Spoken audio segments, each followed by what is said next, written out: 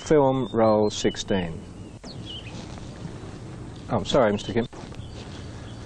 Okay, roll 16, take 1. Why didn't you wear a flak jacket or helmet when you went out in the combat? I didn't like to wear a flak jacket, the steel-lined vest, or a helmet.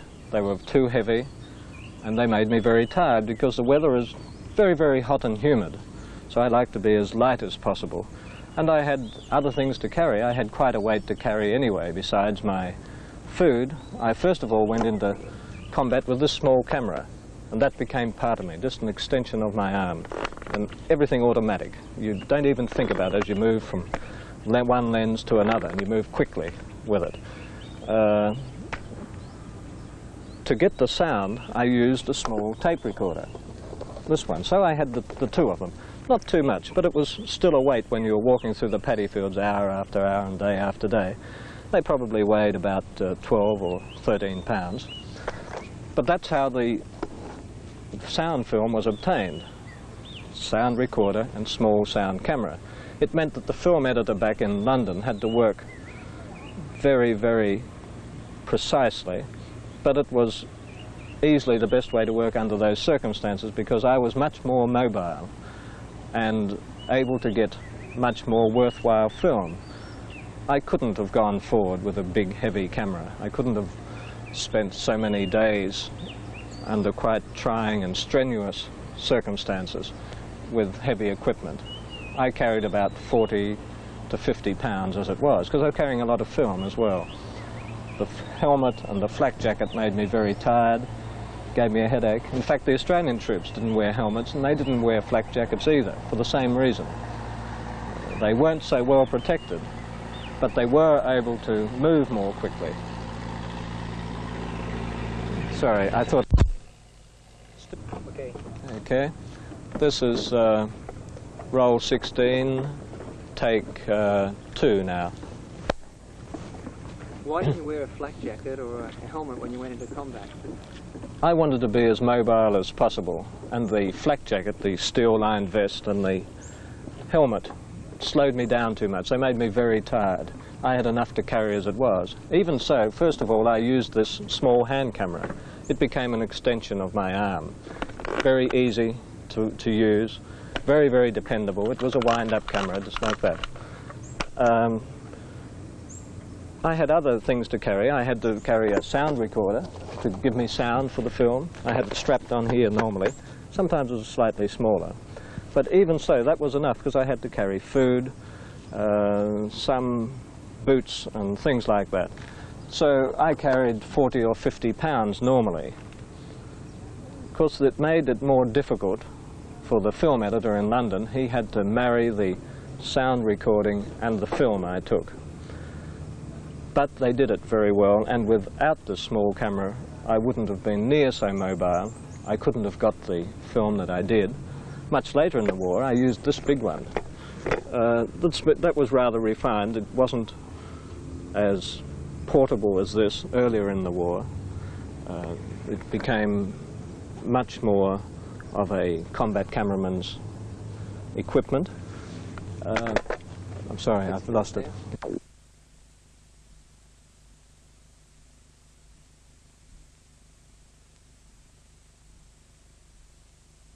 Okay, rolling, Mr. Kim. This is roll 16, take 3.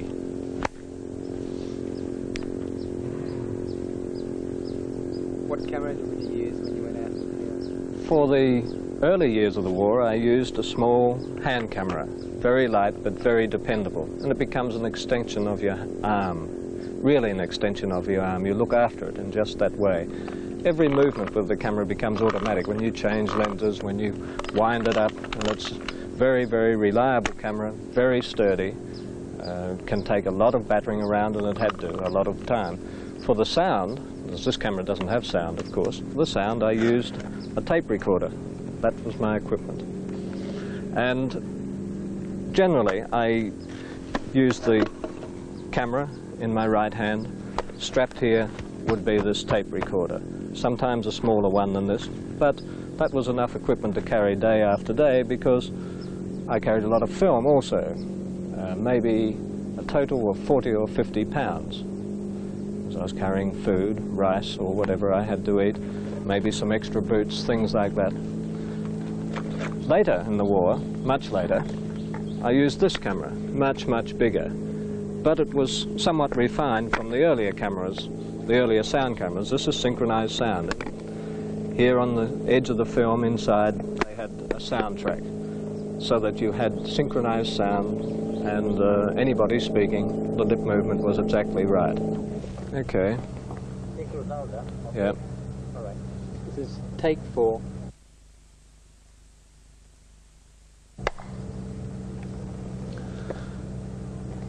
This is a much refined sound camera from the earlier version, so that the sound was recorded at the same time, all in the same body. So that there was a sound recorder incorporated, in other words, in very simple terms. But it was still bulky, and there was some danger because this looked, when you put it on your shoulder like this, looked somewhat like a rocket launcher or a rocket themselves from a distance.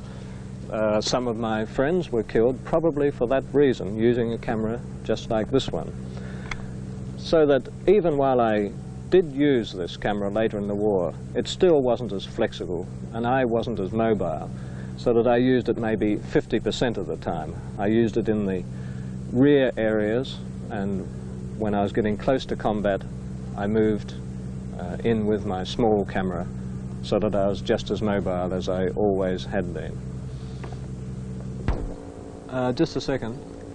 I think this... Okay. Take 5. You weren't so badly off you could go out in a helicopter to the combat zone one moment and the next moment you're back in the caravel having a good time. Well, when I went out with the troops, and it was usually the Vietnamese troops or Cambodian soldiers, we went out for days at a time. And I didn't want to be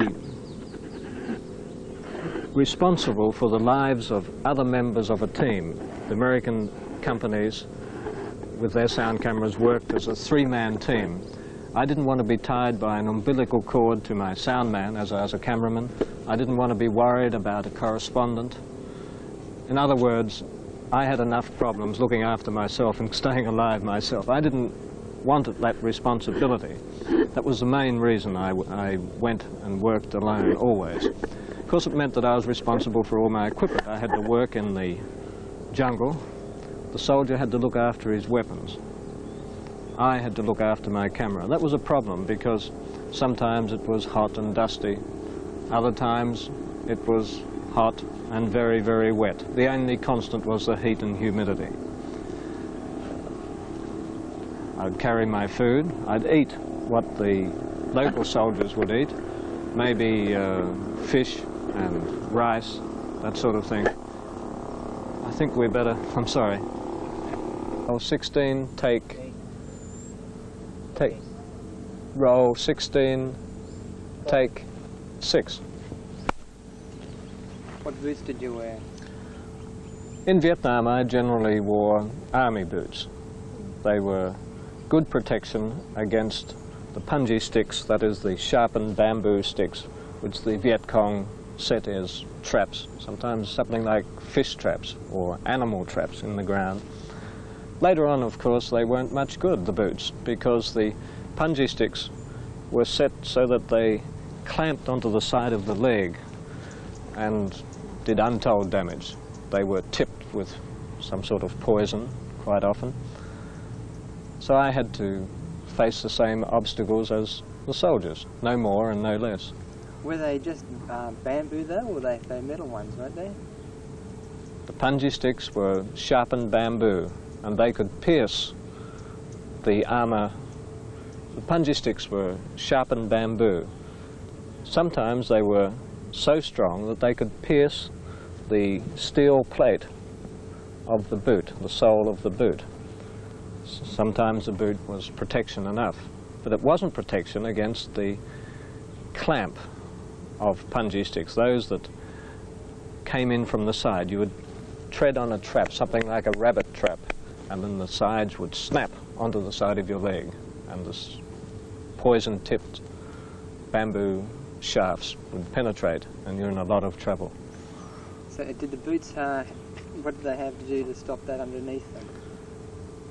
On the sole of the boots, after a while, on the sole, it was steel plated. That didn't mean a sheet of metal, it meant a sort of wire